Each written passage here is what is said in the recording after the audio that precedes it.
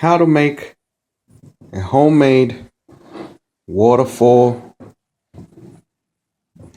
I got a container from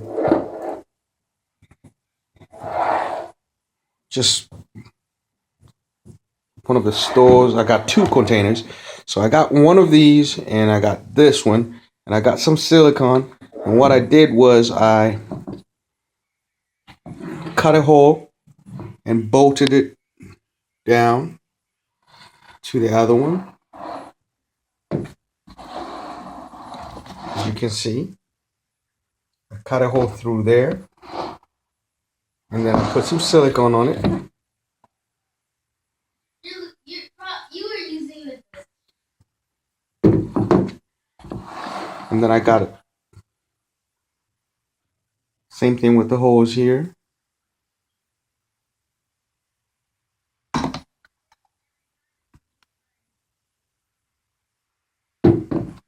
Basically what I'm going to do is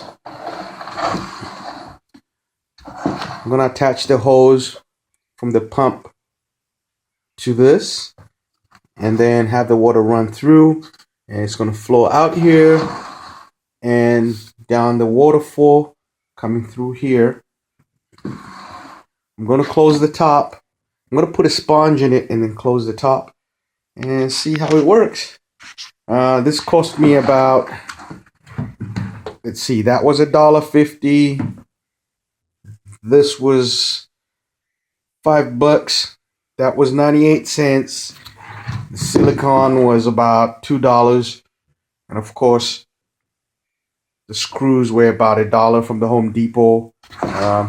See, still have my price tag on it.